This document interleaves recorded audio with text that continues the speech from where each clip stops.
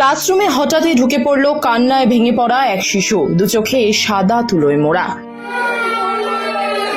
যেন সদ্য কোনো অপারেশন হয়েছে। তার মুখে কান্না, মায়ের চোখেও অসহায়তা। সহপাঠীরা কিছুই বুঝতে পারছিল না, সবাই ভয়ে আতঙ্কে চুপ করে তাকিয়েছিল। তারপর ধীরে ধীরে কান্নায় ভেঙে পড়ল গোটা ক্লাস। ঠিক তখনই মেয়েটির মা গলাটা ধরে বললেন, দেখো তোমাদের সাথীর অবস্থা, সারাদিন মোবাইল ঘেটে ঘেটে ওর চোখ আজ শেষ হয়ে গিয়েছে। শিশুদের চোখ কপালে ওঠে, তারা কাঁদতে কাঁদতেই একে অপরের দিকে তাকায়। কিছুক্ষণ পর ক্লাসের শিক্ষক নিজের মোবাইলটা বের করে বাচ্চাদের হাতে ধরিয়ে দিতে চান, কিন্তু আশ্চর্যজনকভাবে একটা শিশুও মোবাইল ধরতে রাজি হয়নি। কারণ ততক্ষণে তাদের মনে মোবাইল মানেই ভয়, মোবাইল মানেই ক্ষতি। এই ধারণাটা গেঁথে গেছে।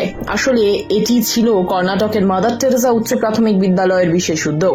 প্রতিদিন ঘন্টার পর ঘন্টা বাচ্চারা মোবাইল ফোনে ডুবে থাকে, যার ফলে পড়াশোনা যেমন ক্ষতিগ্রস্ত হচ্ছে, তেমনি খাবার ঘুমের সময়ও তারা অমনোযোগী হয়ে পড়ছে।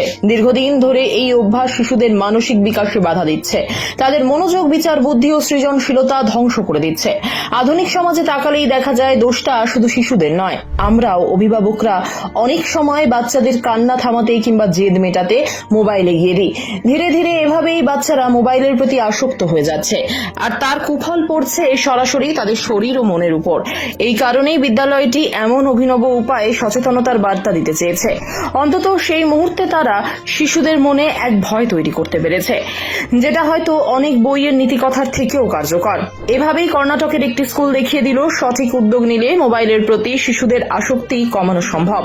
সত্যি ধন্যবাদ জানাতেই হয় স্কুল কর্তৃপক্ষকে, যারা এমন ব্যতিক্রমী চিন্তা করে অন্তত একটা দিন হলেও শিশুদের জীবন থেকে মোবাইল দূরে সরিয়ে রাখতে পেরেছে।